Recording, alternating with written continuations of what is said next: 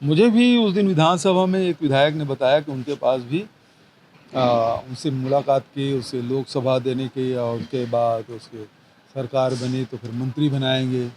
इस प्रकार की बातें लगातार चल रही है और इसका अर्थ ये है कि भारतीय जनता पार्टी डरी सहमी हुई है 2024 के इलेक्शन को लेकर। भारतीय जनता पार्टी को किसी अन्य दल के विधायकों से न बात करने की आवश्यकता है, न बात कर रहे हैं। ये अनावश्यक रूप से बयानबाजी करने की कोशिश हो रही है। क्या छत्तीसगढ़ में वही होगा जो बाकी राज्यों में हो रहा है? उठापटक, सियासी उठापटक, लगातार इस पर बातें हो रही है, लगातार इस पर चर्चा हो रही है और लोग कयास लगाए जा रहे हैं कि अब किसकी बारी है, अब कौन कांग्रेस का नेता बीजेपी में शामिल होने वाला है या फिर कौन कांग्रेस नेता टूटने वाला है। इसको लेकर लगातार हलचलें हो रही है, वो चाहे महाराष्ट्र में पूर्व सीएम अशोक चव्हाण हो या फिर मध्य प्रदेश में कमलनाथ हो। हालांकि कमलनाथ बीजेपी ज्वाइन नहीं किए, लेकिन अभी भी अटकलें तेज है, चर्चाओं का दौर जारी है, कयास लगाया जा रहा है। इस बीच पूर्व मुख्यमंत्री भूपेश बघेल का एक बड़ा बयान आया। उन्होंने कहा है बीजेपी के लोग हमारे कांग्रेस के विधायकों से संपर्क कर रहे हैं, उन्हें ऑफर दे रहे हैं, उन्हें लोकसभा चुनाव लड़ाने की बात कर रहे हैं, सरकार आएगी तो केंद्रीय मंत्री तक बनाने की बात कह रहे हैं। हालांकि इस बयान पर डिप्टी सीएम अरुण साव ने पलटवार किया है। उन्होंने कहा है कि छत्तीसगढ़ में कांग्रेस डरी हुई है, चुनाव से बचने के लिए उलझुल बयान दे रही है। हालांकि आप दोनों नेताओं के बयान सुनेंगे, लेकिन ये दोनों नेताओं के बयानों ने सियासी हलचल तेज कर दी है। क्या वाकई में छत्तीसगढ़ में वही स्थिति होने वाली है जो बाकी राज्यों में हो रहा है, या फिर छत्तीसगढ़ के नेताओं के साथ वही होने वाला है जो बाकी राज्यों के नेताओं के साथ हो रहे हैं? ये अटकलें तेज है और चर्चाओं का दौर जारी है। ये भी चर्चा में है कि एक विधायक बीजेपी शामिल होने वाले हैं या फिर एक पूर्व मंत्री भी बीजेपी में जा सकते हैं। नाम अभी किसी का नहीं है, लेकिन चर्चाओं का दौर जारी है। हो सकता है 22 फरवरी को देश के गृह मंत्री अमित शाह रायपुर आ रहे हैं, इस बीच उनका प्रवेश हो जाए। लेकिन चर्चाओं का दौर है, चर्चाओं के बीच में यह खबर जरूरी थी, आपको जानना चाहिए था।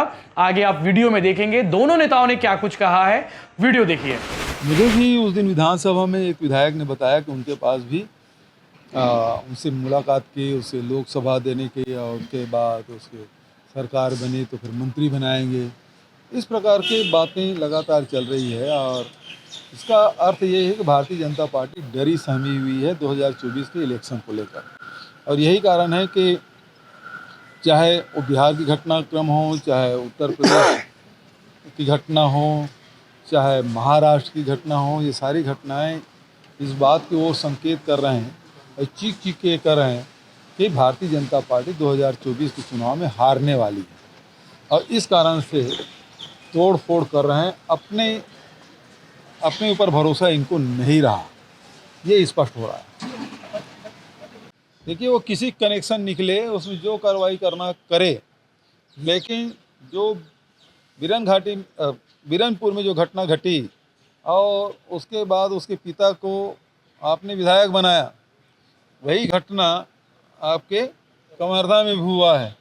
तो अब तो ये है कि विजय शर्मा की इस्तीफा देना चाहिए और उसके पिता को चुनाव लड़ाना चाहिए। पहले तो ये करे, उसके साथ न्याय मिले। जो ईश्वर साहू को जो लाभ मिला है वही लाभ यादव परिवार को मिलना चाहिए। देखिए, आज जिस प्रकार से कांग्रेस के नेता डरे हुए हैं और भारतीय जनता पार्टी को आज इस तरह के कोई काम करने की आवश्यकता नहीं है।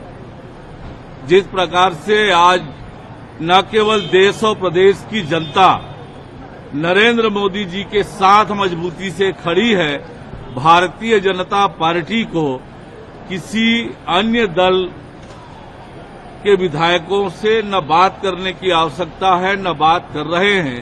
ये अनावश्यक रूप से बयानबाजी करने की कोशिश हो रही है। फूल होकर आ रहे हैं, कुछ लोगों ने फूल होकर इच्छा जाहिर की है। इच्छा जाहिर देखिए, लगातार आप देख रहे हैं कि अनेक नेता भारतीय जनता पार्टी से जुड़ रहे हैं, अलग अलग वर्ग के, अलग अलग क्षेत्र के लोग। तो ये नरेंद्र मोदी जी के नेतृत्व का कमाल है कि लोग भारतीय जनता पार्टी में आना चाहते हैं, जुड़ना चाहते हैं।